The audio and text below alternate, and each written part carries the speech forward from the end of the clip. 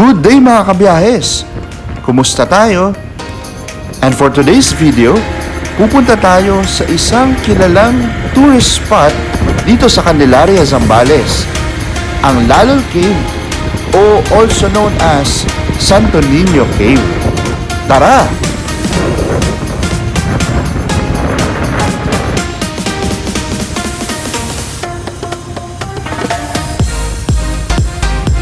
(10 to 15 minutes away from Masinloc Bridge connecting to Candelaria), hanapin ang crossing Katol at pumasok sa kanto going to Barangay Babangkal.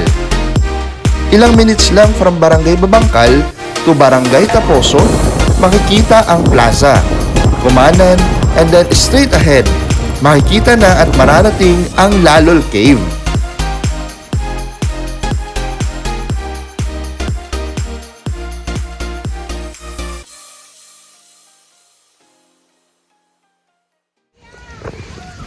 Hello guys, nandito na tayo sa Lalol Cave and I didn't expect na ganito karami yung mga tao. Grabe. Kung papansin ninyo sa paligid ko, napakaraming mga tricycles and motors.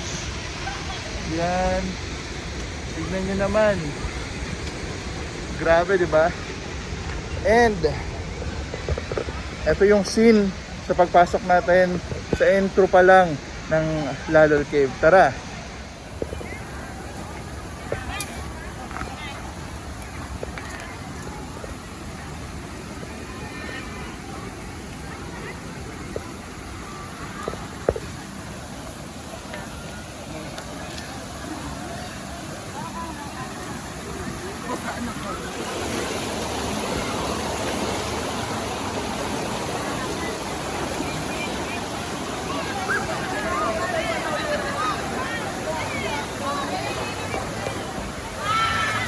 Grabe! Tignan nyo naman kung gaano karaming tao. Summer na summer kahit na tag-ulan.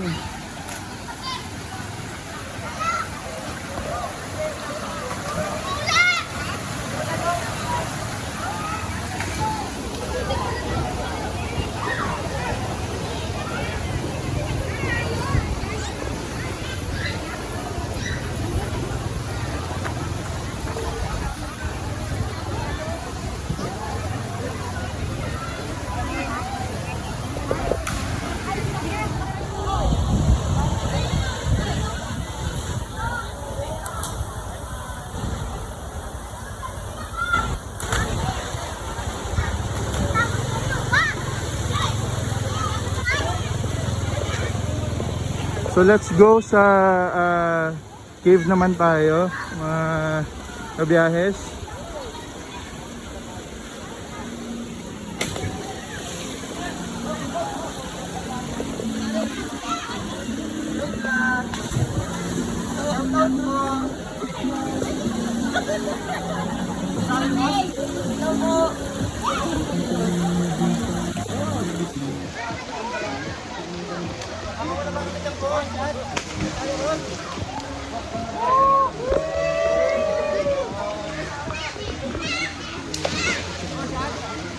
Sige po, enjoy. Malinis naman talaga ang tubig dito mga kabiyahes. Crystal clear nga nung unang punta ko dito. Katatapos lang kasi ng ulan, kaya ganito.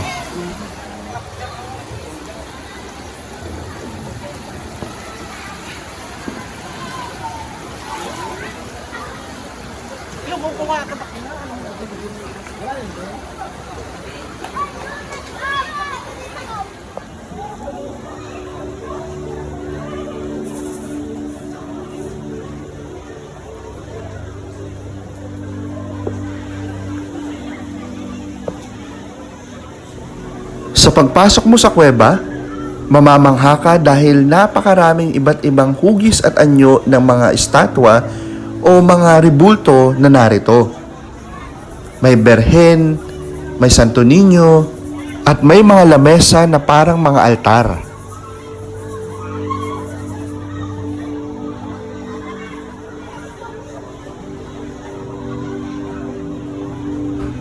Sabi ng kaibigan kong taga rito, Kung bakit may mga rebulto na narito sa lugar na ito ay dahil noong panahon ng Hapon, ito raw ay dating simbahan.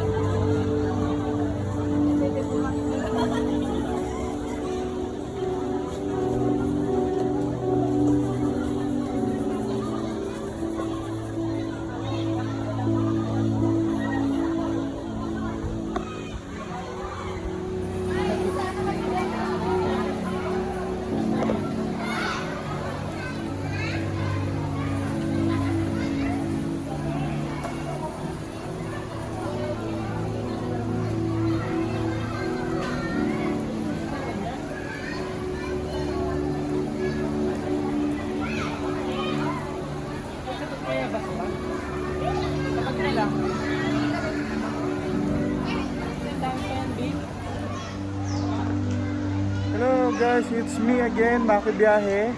And as you can see, napakarami talagang tao, grabe. Sa loob ng cave, sa labas, sa may ilog,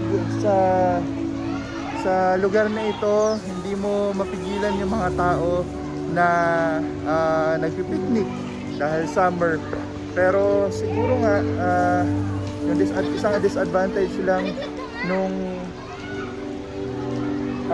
pagpunta ng mga tao dito is nagagalaw yung mga stalactites at stalagmites, mga natural na bato na nagagalaw at hindi na na-preserve.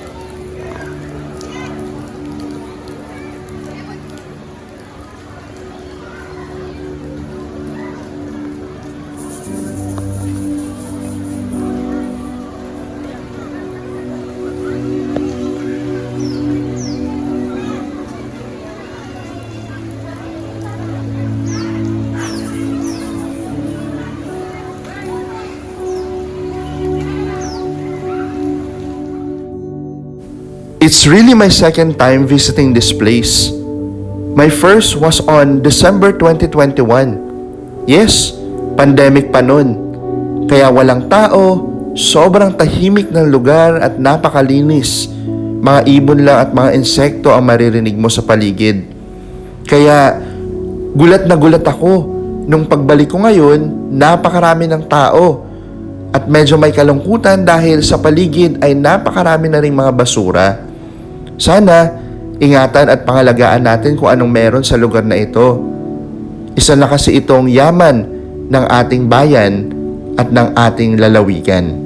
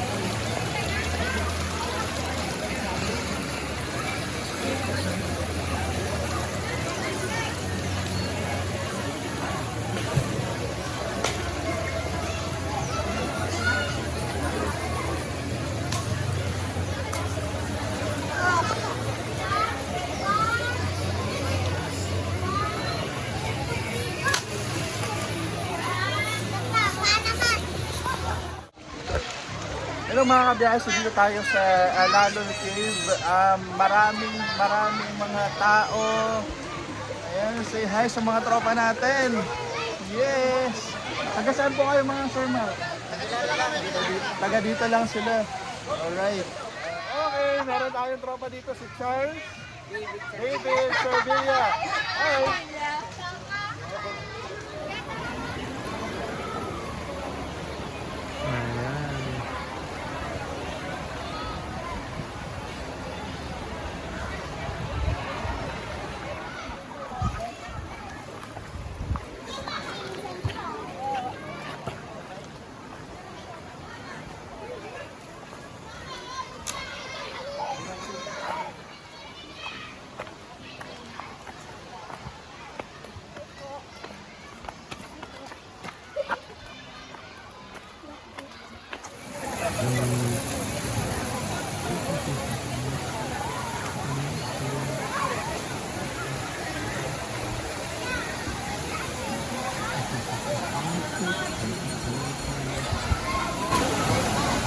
So mga biyahes, ayan, so nag-i-enjoy yung mga katropa natin, mga maliligo, mga bata, matatanda.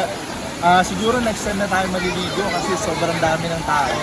Anyways, let's catch up ulit sa mga susunod nating mga biyahes and bye-bye for now!